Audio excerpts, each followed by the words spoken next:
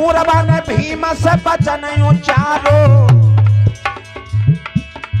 और गांधी को जीवन दान दियो यार बही भीम भगवानो हमारो।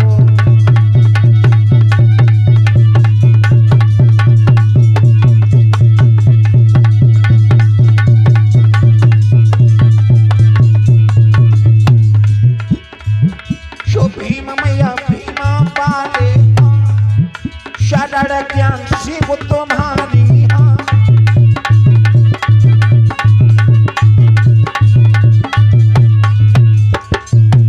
भाइयों, जिस समय एक ब्राह्मण सेठ के बेटा वीरू को जब फांसी का हुक्म हुआ, वो ब्राह्मण सेठ बाबा साहब अम्बेडकर के चरणों में गिरा, बच्चे के प्राणों की भीख मांगने लगा। परम पूज्य बाबा साहब अम्बेडकर ने विश्वास दिया है, दिल में दुख मान के सेठ चला, कर जोड़ी के भीम से बचन उचारो। फांसी को हुक्म भयो सुत को यार नाय बचे या बनाल हमारो।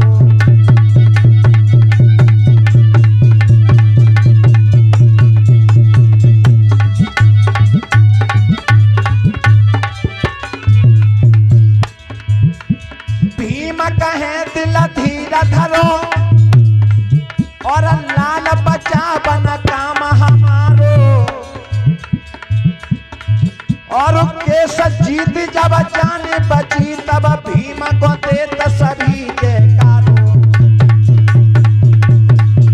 जो भीम मैया भीमा पाले शरण हम पढ़े तुम्हारी।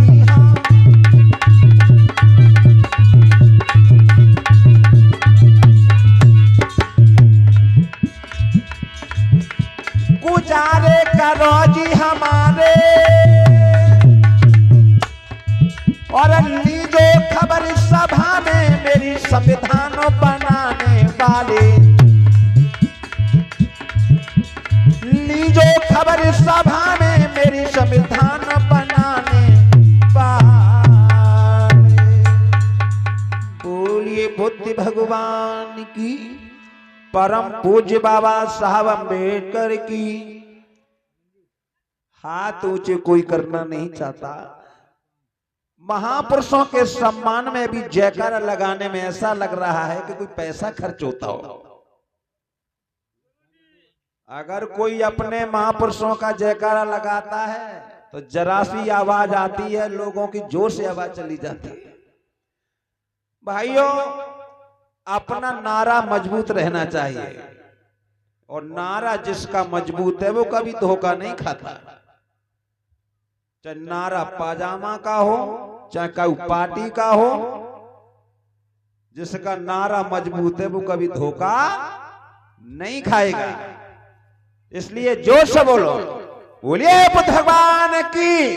परम पूज्य बाबा साहब जी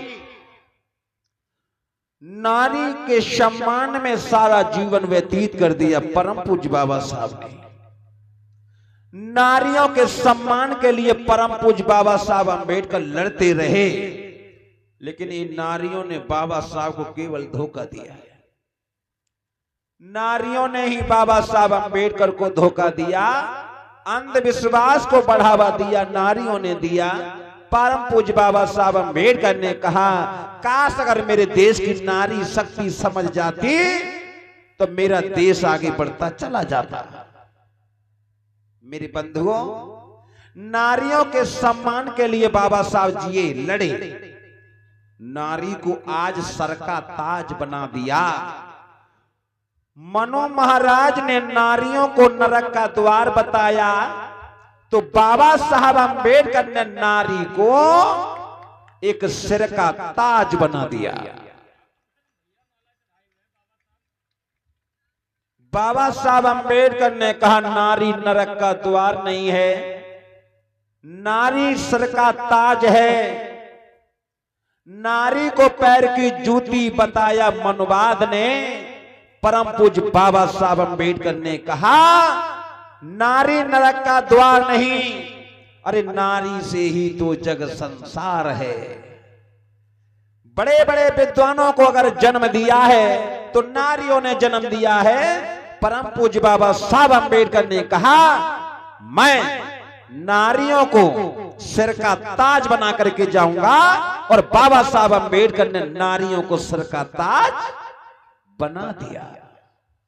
बाबा साहब अम्बेडकर ने नारियों में, पुरुषों में बंटवारा कर दिया, आधे आधे का मालिक बना दिया। बाबा साहब अम्बेडकर ने नारी को पति की कमाई में आधे का हिस्सेदार बना दिया। पति अगर 500 रुपया कमा करके लाए तो 250 रुपया की तो अधिकारी है। वो इसलिए कि पुरुष का शराब पी करके आता है तो 250 रुपए से बने घर का खर्चा तो कम से कम चला सकते हैं। नारियों के लिए बाबा साहब ने अधिकार दिए, लेकिन नारियों ने बाबा साहब को सम्मान नहीं दिया। नवरात्रि आए तो खूब व्रत रहे। माताएं बहनों, अगर आपको ये पता होता कि नवरात्रि कब से मनाई गई और क्यों मनाई गई, इसमें विश्वास भरोसा तुम्हें नहीं, तुमको पता नहीं करवा चौथ कब से आई और क्यों चली और क्यों मनाई गई, मैं आपको बता दूं। ये पंडाल में बैठी माताएं बहनें ये सोच रही होंगी करवा चौथ। माताएं बहनों, सच बताना, मैं किसी की करवा चौथ या किसी धर्म को छुड़ाना नहीं चाहता हूं। परम पूज्य बाबा साहब अम्बेडकर ने यह साफ कहा है कि ये भारत देश स्वतंत्र है, कोई किसी धर्म को माने आपको कोई रोक नहीं सकता है। ये भारतीय संविधान अनुमति देता है, तो मैं तुमसे मना नहीं कर रहा हूं। कितनी पंडाल में बैठी माता बहनें जो पति की उम्र लंबी की कामना करती हैं और करवा चौथ का व्रत रखती हैं, हाथ ऊंचे करके बताइए। कितनी मेरी माता बहनें जो अपने पति को बहुत समझती हैं और उनकी लंबी उम्र की कामना करती हैं। है इस पंडाल में कोई माँ बहन? शर्म वाली बात नहीं है। देखिए, पति की उम्र के लिए जब तुम गांव में करवा चौथ रखती हो तब भी छत पर चढ़ करके पूजन करते हो, सब लोग जानते हैं, सब लोग देखते हैं। लेकिन मैं आपको बता दूं, करवा चौथ से पति की उम्र लंबी कभी नहीं होती है। लंबी उम्र की कामना करने के लिए हम आपको बता दें कि एक दिन तुम करवा चौथ का व्रत रह करके अगर तुम उपासी रहो, एक दिन भूखी रह लो, तो उससे पति की उम्र बढ़ने वाली कभी नहीं है। क्यों? पूरी साल तुम अपने पति से अपशब्द बोलती हो और एक दिन पति व्रता बनकर के ये ढोंग किया करती हो। पूरी साल पति को गालियां दे रही हो, कभी तू मेरो नहीं है, मैं तेरी नहीं हो, और मौका मिल जाए तो 2-4 घूंसा मार देती हो। लेकिन एक दिन पति व्रता बन रही हो, कभी उम्र लंबी नहीं होगी। और जब से ये करवा चौथ आई है तब से भाइयों की उम्र सच बताना 60 या 70 साल से ज्यादा रही नहीं। हर साल उम्र बढ़ाई जा रही है, लेकिन फिर भी उम्र भाइयों की नहीं बढ़ पा रही है। ये क्या है? अंधविश्वास।